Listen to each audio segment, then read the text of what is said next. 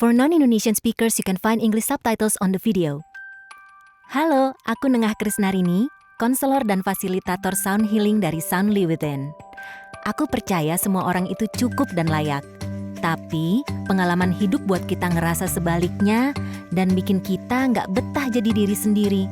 Simak podcast ini di mana kita ngebahas hal-hal yang bantu bebasin kita dari pemahaman keliru itu, supaya bisa hidup nyaman dalam diri. Remember, you are enough and worthy. Halo semua, kembali lagi bersama Nengah di sini.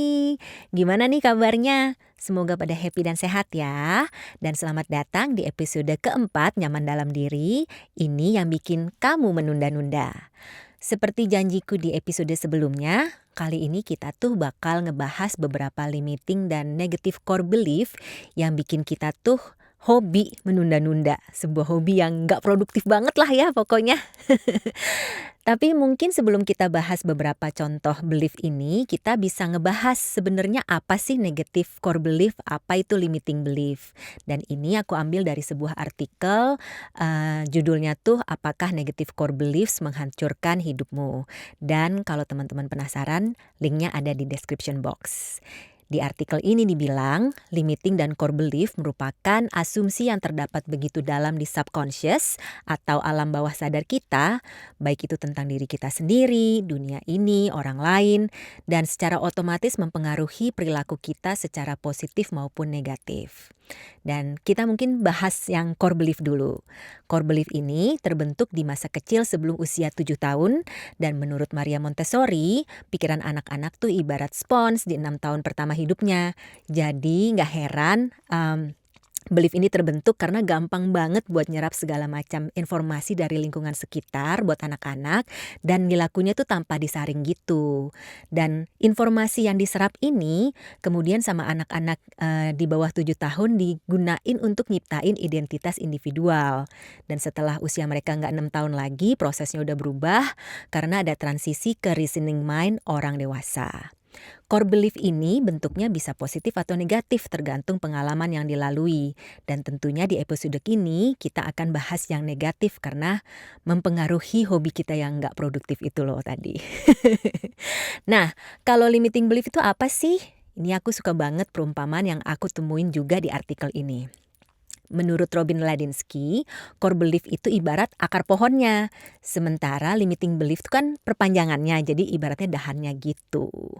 Nah, aku tuh sebenarnya tergoda banget buat ngebahas lebih lanjut soal core dan limiting belief ini. Jadi kapan-kapan kita akan dedikasiin satu episode khusus buat ngebahas belief-belief ini.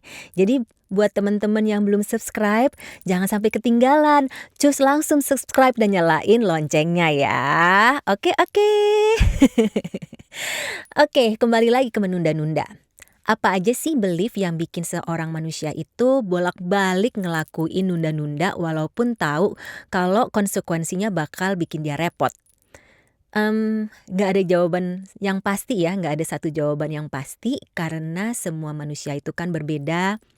Terus pengalaman hidup kita tuh juga beda-beda gitu ya, sehingga core dan limiting belief yang terbentuk di alam bawah sadar juga macam-macam bentuknya gitu.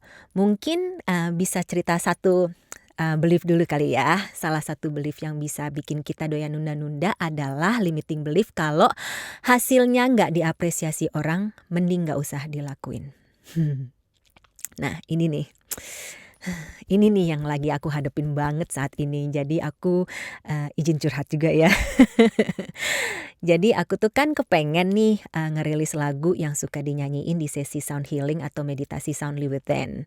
Dan setelah bertahun-tahun nih aku gak produksi lagu sendiri, aku kayak kepikiran pengen banget untuk nyoba sendiri dulu setidaknya di tahap praproduksi.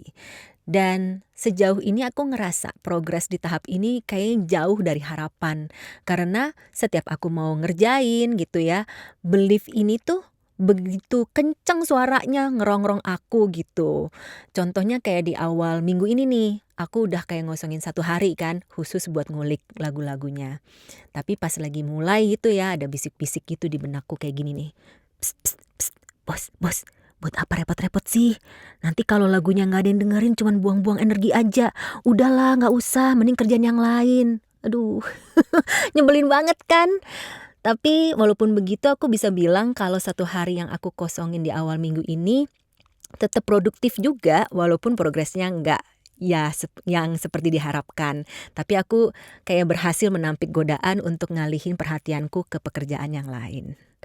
Dan setelah dipikir-pikir kelihatannya ya limiting belief ini jatuhnya di bawah negative core belief yang terbentuk di dalam diriku kalau aku tuh nggak cukup, kalau aku tuh, kalau I'm not enough gitu. Dan karena ngerasa nggak cukup andal dalam produksi musik, akhirnya aku ngerasa banget kalau cukup menantang gitu pengalaman aku untuk memproduksi musikku sendiri lagi. Tapi mudah-mudahan nih, aku bisa nenangin belief ini sambil terus hajar blast untuk ngerjain lagunya, jadi bisa segera rilis lagu-lagunya. Doakan aku ya teman-teman semua. Seneng deh udah boleh curhat. Nah, kita lanjut ke belief berikutnya yang kedengarannya mungkin aneh, tapi nyata. Karena agak susah buat aku nginget peristiwa apa yang ada di dalam hidupku untuk gambarin belief ini, jadi kita pakai skenario andai-andai aja lah ya. Misalnya nih, pas waktu kecil kita tuh bersinar banget di kelas. Bisa jawab semua pertanyaan dari guru, nilai-nilai kita bagus, gak heran kita banyak menuai pujian lah gitu. Tapi sayangnya nggak semua temen seneng nih ngelihat kita seperti ini. Kita dibilang lah penjilat guru, carmuk lah, sok pinter, intinya kita dimusuhin dan dibully gitu. Terus karena kita ngerasa capek dan ngerasa kayak wah gue tuh harus diterima nih sama orang sekitar gue. Akhirnya kita pun kayak pelan-pelan tuh milih untuk pura-pura nggak tahu pas lagi guru nanya. Terus kayak kalau lagi ujian juga ngejawabnya nggak bener semua gitu ya biar kita tuh nggak gemilang gitu. Kita redupin lah sinar kita. Karena pernah ngelewatin pengkondisian ini waktu kecil, tanpa sadar belief ini tuh ngintilin kita nih sampai kita gede dan udah kerja.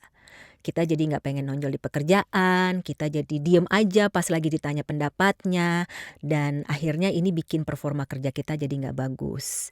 Dan mungkin saking parahnya ya pengalaman yang kita lalui itu masih kecil dan itu teringat secara subconscious, kita jadi nggak kepengen ngelakuin tugas yang udah diberikan ke kita di kantor gitu ya. Kita nunda-nunda gitu dan ini malah bikin runyam, makin ganggu lagi performa pekerjaan kita di kantor. Nah, kira-kira beliefnya apa ya sampai situasinya seperti itu banget gitu loh menyabotase dirinya. Dan ini menurut aku bukan jawaban yang pasti ya karena ada banyak faktor yang mempengaruhi dan sebaiknya kita tuh konsultasi sama tenaga profesional untuk kayak bener-bener nyari tahu. Tapi mungkin aja kalau dilihat dari cerita tadi, belief yang menyabotase kita itu dalam kondisi ini adalah kesuksesanku akan bikin orang lain gak nyaman dan sebel sama diriku. Dan kalau ditarik ke bawah lagi, core beliefnya apa? I'm not lovable, aku tuh gak disukain. Aduh, sedih banget sih. Dan ngelihat seperti ini tuh jadi nyadar kalau pengalaman kecil sangat berpengaruh dengan kehidupan kita saat dewasa. Makanya penting banget nih buat kita-kita menenangkan dan memulihkan sosok diri kecil kita yang terluka atau wounded inner child di dalam diri kita melalui reparenting atau mengasuh ulang diri kita sendiri. Seperti itu. Nah, berikutnya nih sebuah belief yang kurasa banyak banget yang ngalamin. Beliefnya tuh ngomongnya gini, gue cuman bisa ngerjain dengan baik kalau udah mepet sama deadline-nya. Aduh, yang ini ya sistem kebut semalam ini ya. Dan barusan aku ngeliat nih daftar generic negative beliefs dan kelihatannya ini tuh jatuhnya ke core belief kalau aku pantas untuk sengsara. Emang kedengarannya lebay banget, tapi kalau dipikir-pikir ada benernya kan. Gimana coba kita gak sengsara? Kalau sistem kebut semalam tuh biasanya dampaknya kita jadi ngantuk, jadi capek. Terus belum lagi omelan yang diterima mau dari orang lain maupun dari diri sendiri gitu ya, karena hasilnya gak maksimal.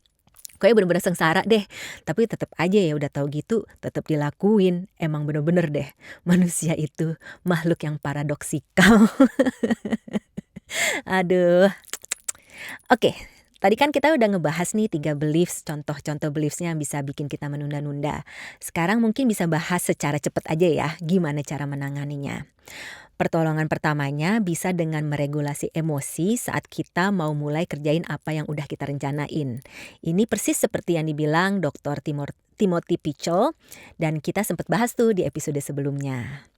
Tapi tentunya capek ya kalau misalnya harus bolak-balik meregulasi emosi yang intensitasnya tinggi terus setiap kita mau ngerjain tugas tertentu.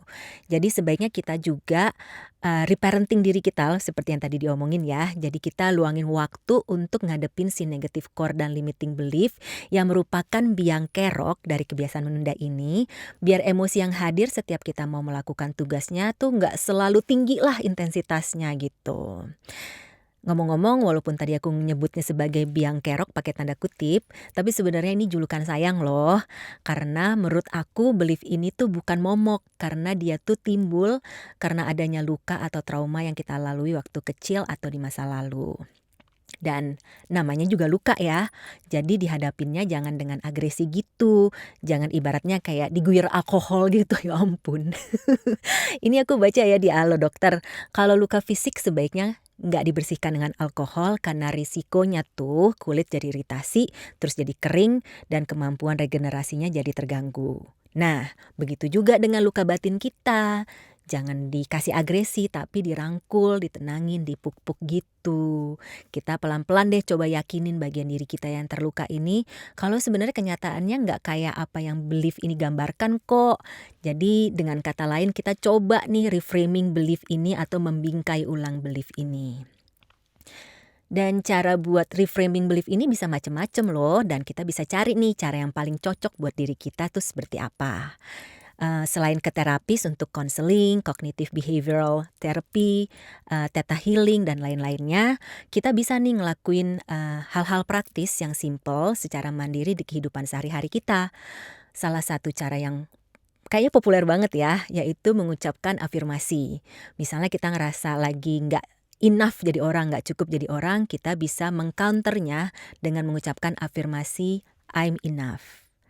Tapi kadang dalam beberapa situasi kalau dengerin afirmasi tuh malah makin nggak tenang gitu ya, beliefnya jadi makin lantang gitu ya suaranya. Nah dalam situasi kayak gini aku pribadi suka banget pakai pendekatan yang lebih compassionate lagi gitu ya. Dan memodifikasi afirmasinya jadi may I believe that I'm enough.